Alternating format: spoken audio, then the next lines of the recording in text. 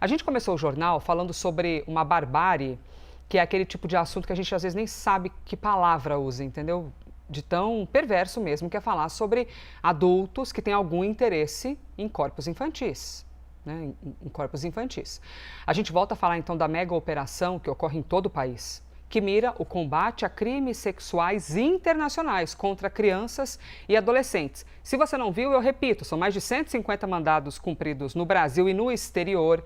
Tem mandado de prisão também e de diferentes crimes, tá? Mas tudo aquilo no bojo de você ter algum interesse, né? De uma criatura que é uma criança, um adolescente. Sobre este assunto, a gente conversa agora com a delegada Rafaela Parca, que é coordenadora geral de combate aos crimes cibernéticos de abuso sexual infantil da Polícia Federal. Muito obrigada pela presença, obrigada demais. A importância da gente conversar aqui com uma coordenadora que tem uma rotina muito ligada ao combate dessa barbárie. Bom, para compreender aqui com a senhora, por favor, a gente está falando, dentro do possível daquilo que a gente pode usar, né, que a gente vai escolhendo aqui as palavras, que tipo de crime nós estamos falando? Bom, primeiro, bom dia, né? Agradeço o espaço para falar de um assunto tão importante. Bom, a gente está falando de estupro, estupro de vulnerável, de crianças e adolescentes. Nós estamos falando de produção de material de abuso sexual infantil, ou seja, filmagens e fotos desse tipo de conteúdo, armazenamento e compartilhamento desse tipo de material, bem como venda, né? Não só no Brasil, mas como em todo o mundo. Jonas Maia. Doutora Rafaela, obrigado pela participação aqui realmente. E uma dúvida que eu estou nesse momento é em relação a esses mandados. Tem de busca e apreensão, tem de prisão, mas já houve inclusive crianças resgatadas. Se eu não me engano, 3 em Santa Catarina. Como é que funciona esse resgate? As crianças estão em qual situação de vulnerabilidade? Já há um outro número atualizado de crianças resgatadas? Bom, Jonas, a gente tem tendo cumprido 159 mandatos de busca, e durante a execução desses mandados, a gente conseguiu até o momento 35 prisões em flagrante. Então, esses abusadores estavam possuindo material de abuso sexual infantil, e 5 resgates de vítimas. E são vítimas tanto de crimes físicos quanto de crimes de abuso sexual em ambiente cibernético. Então, por exemplo, a gente teve um caso em que a gente tinha as imagens do estupro, né, as imagens do crime contra a dignidade sexual e a produção dessas imagens, e no local a gente conseguiu, do cumprimento do mandado, a gente conseguiu identificar que os crimes ali aconteceram, conseguimos identificar essas crianças, foram os colegas da Polícia Civil, inclusive. Em outros casos da Polícia Federal, de resgate de vítimas, foram estupros virtuais, em que o abusador mantém essas vítimas até meses, né, sob domínio, sob ameaça.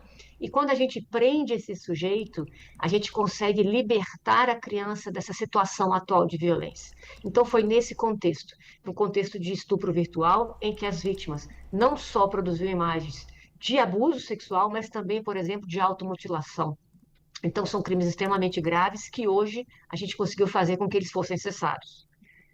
Delegada, trazendo aqui uma dúvida para a gente observar, além dos crimes, que é o de maior barbárie, qual é o perfil, se a senhora puder dizer, diante do seu conhecimento, né, sua expertise, qual é o perfil dessa gente que costuma ter interesse em questões relacionadas a crianças? Porque a gente está aí todos os dias colocando muitos cidadãos, seres humanos no mundo, né? Pessoas nascendo, e aí fica essa dúvida de o que é feito, o que acontece para uma pessoa um dia se tornar alguém que vê algum prazer numa criança, num adolescente? Qual costuma ser o perfil dessas pessoas? É uma excelente pergunta. E a resposta é simples, não tem perfil, né? Esse é o grande problema do abuso sexual de crianças e adolescentes. A gente identificou, por exemplo, hoje, pessoas de várias idades. A gente tem adolescentes infratores e idosos, de 13 anos a 80 anos, pessoas de várias Nossa. classes sociais, pessoas de várias profissões. Temos pessoas desempregadas, pessoas que têm profissões que têm contato com crianças ou não. Enfim, a gente tem uma variedade de características, mas uma coisa a gente pode falar, uma característica extremamente marcante: são homens, né? A maioria esmagadora desses abusadores são homens.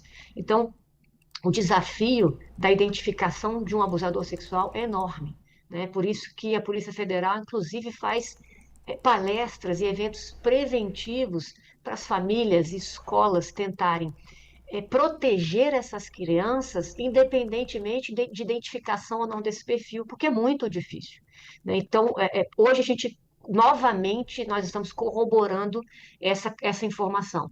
Não tem perfil, são pessoas de várias classes, de várias idades, de várias profissões, mas uma coisa é certa, a maioria são homens.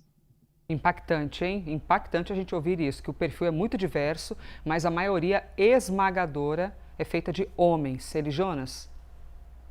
Delegada, como não tem perfil e muitos desses casos acontecem na internet, na forma online, como se proteger? Eu queria que a senhora desse até um recado também para quem está acompanhando a gente, para os pais, ótimo, mães, ótimo. já que as vítimas são crianças e adolescentes. Como é que tem que se proteger? Como ter um monitoramento dentro da casa, um celular da criança? E mais, sobre responsabilização de redes sociais, como a senhora avalia isso? Uma excelente pergunta. O abuso sexual infantil é um problema complexo. Ele tem várias frentes de atuação, né? Então, uma delas é com as famílias. A gente fala muito para os familiares para estarem atentos onde os filhos estão trafegando na internet. Porque a internet hoje não é um lugar seguro, né? Então, a criança tem que ter uma certa idade para estar nesses ambientes. Isso é um primeiro ponto. A criança pode estar nesse ambiente com esta idade? Que tipo de ambiente ela está trafegando? Como este ambiente cibernético funciona? Os pais precisam estar atentos que tipo de interação essa criança tem em rede social, jogos online, dentre outros ambientes cibernéticos. Então, essa é uma frente. Outra frente é dar subsídio aos próprios adolescentes, a saberem detectar uma situação de risco, a saberem se livrar de uma situação de risco, bloquear, comunicar às autoridades policiais, né? Essa comunicação é muito importante porque muitos desses crimes não chegam ao nosso conhecimento, então a gente não consegue nem atuar. Então, são várias frentes de atuação. E uma mais recente, que teve que ser legislada, é a responsabilidade compartilhada das empresas que prestam serviços. Então, essas empresas onde as crianças estão, redes sociais, jogos online, inclusive diversos tipos de sites, hoje também são obrigadas a manter esse ambiente seguro by design. Desde o design da ferramenta, do aplicativo, ele tem que ser mais seguro para o uso de crianças e adolescentes. Isso foi trazido pelo ECA Digital, dentre inúmeras outras formas de proteção, verificação etária de que quem está ali, a criança ou adolescente que está ali tem aquela idade realmente, e a obrigação dos provedores de reportar, no caso, a uma central nacional que é a Polícia Federal, vai funcionar na Polícia Federal, crimes relacionados a essa temática. Rafaela Parca, delegada da Polícia Federal.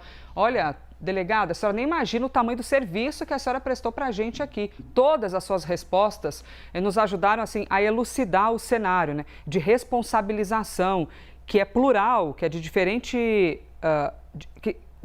frentes, família, ensinar o jovem, a jovem, também legislar a questão das big techs, né, de que exista uma lei. Muito importante ouvi-la. Muito obrigada, delegada Rafaela Parca, que é inclusive coordenadora desses assuntos ligados ao combate ao abuso infantil e de adolescentes na Polícia Federal. Obrigada. Eu que agradeço.